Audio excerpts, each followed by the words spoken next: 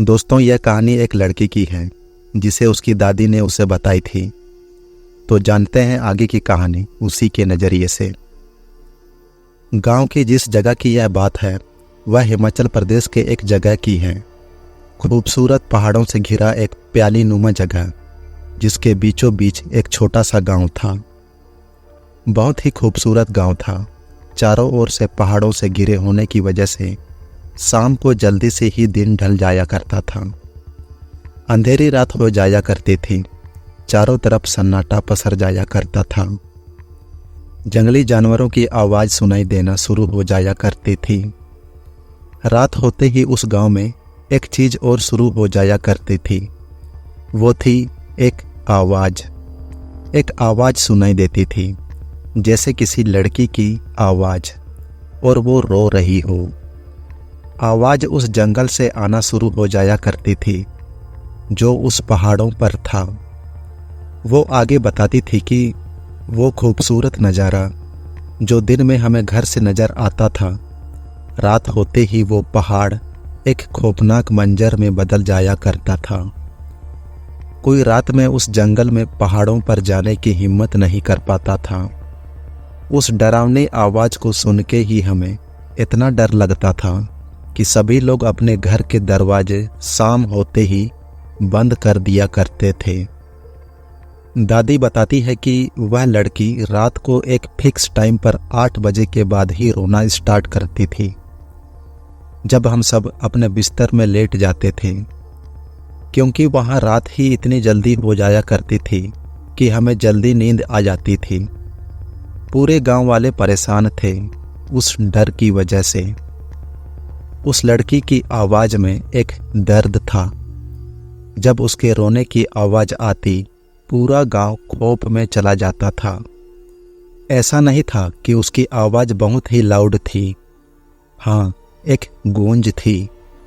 जैसे कभी आपने नोटिस किया हो कि किसी ऊंची जगह पर चिल्लाने से आती है, ठीक बिल्कुल वैसे ही।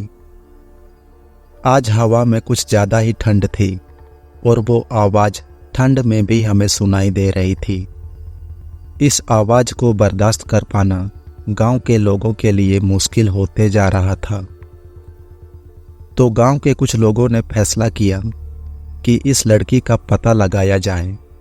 यह कौन है जो एक तय समय पर ही इस जगह पर पहाड़ों पर आकर रोती है। फिर एक मीटिंग बैठाया गया गांव के लोगों के द्वारा। मीटिंग में कुछ गांव के ही बड़े लोग, बुजुर्गों को बुलाया गया। गांव के मुखिया जैसे, जो कि गांव के बड़े थे। फिर कुछ लोगों का एक ग्रुप बनाया गया और प्लान ये बना कि रात को उस पहाड़ पर जाना है और पता लगाना है कि वहाँ पर कौन है। कुछ लोगों का कहना था कि वहाँ किसी चुड़ैल का बसेरा है, और कुछ कहते थे कि वो एक भटकती हुई आत्मा है। खैर, जितनी मुंह उतनी बातें। पर हमें वो बात कन्फर्म नहीं पता थी कि आखिर वो कौन थी जो रात के उस पहर उस जगह पर रोती थी। तो वो टीम तैयार हो चुकी थी और रात के 7:30 बजे वह टीम रवाना हो जाती है। देखने में तो वह पहाड़ बहुत नज़दीक ही दिखते थे, लेकिन उनका रास्ता बहुत लंबा था। जिस तरफ से वो आवाज़ आती थी उसी तरफ वो लोग चल पड़े और हम यहाँ उनका इंतज़ार करने लगे, और उस आवाज़ का भी। पर अभी तक आवाज़ हमारे कानों में सुनाई नहीं दे रही थी, क्योंकि 8 अभी बजा नहीं था।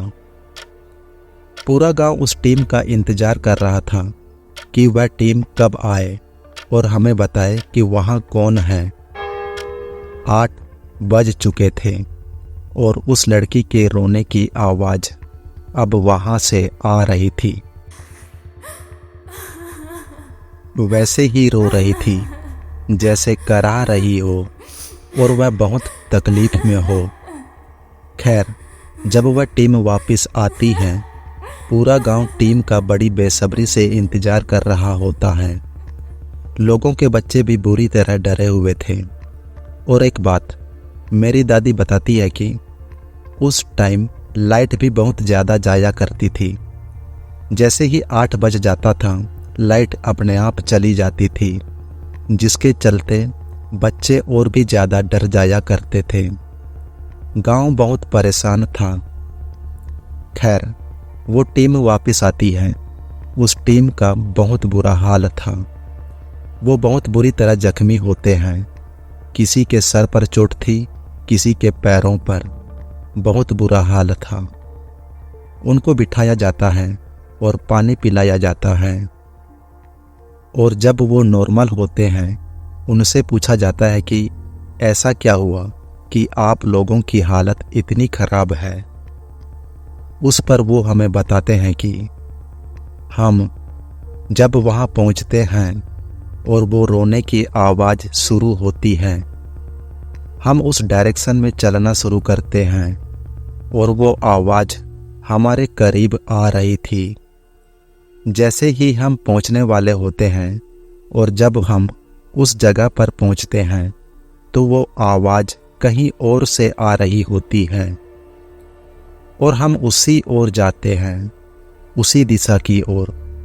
कुछ देर तो ऐसा ही चलता रहा। हम इधर जाते, कभी हम उधर जाते। फिर अचानक हम पर पथराव शुरू होने लगता है, और ऐसा नहीं है कि वह एक ही डायरेक्शन से पत्थर आ रहे थे। वहाँ हमें कभी राइट से पत्थर आते तो कभी लेफ्ट से, कभी फ्रंट से। हमारा वहाँ अपनी जान बचाना मुश्किल हो गया था।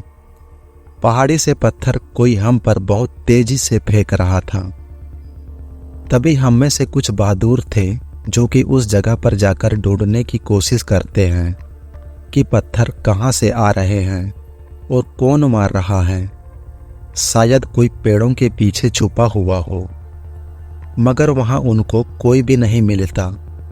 मेरी दादी बताती है कि कुछ दिन बाद गांव में कुछ अघोरी पुजारियों को बुलाया जाता है, क्योंकि उस टीम की बातों से हमें यह तो पता चल चुका था कि उस पहाड़ में कोई जानवर तो नहीं है जो कि पत्थर फेंके।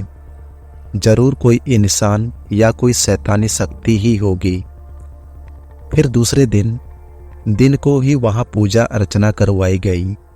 गंगा जल वगैरह छिड़काया गया, हवन किया गया, और शाम होने से पहले ही यह सब खत्म करके सब लोग लौट गए। फिर कुछ दिन बाद यह मामला वहीं खत्म हो गया। मेरी दादी बताती है कि उस लड़की के साथ कुछ ऐसा हादसा हुआ था जिसको अंजाम देने के बाद उसको उस पहाड़ी से धक्का दे दिया गया। उसके बाद उसकी रूह वहाँ भटकती रही और वो ऐसे ही दर्द से चिल्लाती रही। दोस्तों, मेरी दादी बताती है कि यह एक सच्ची घटना है जो मेरी दादी ने भी अपने कानों से उसकी आवाज़ को सुना था।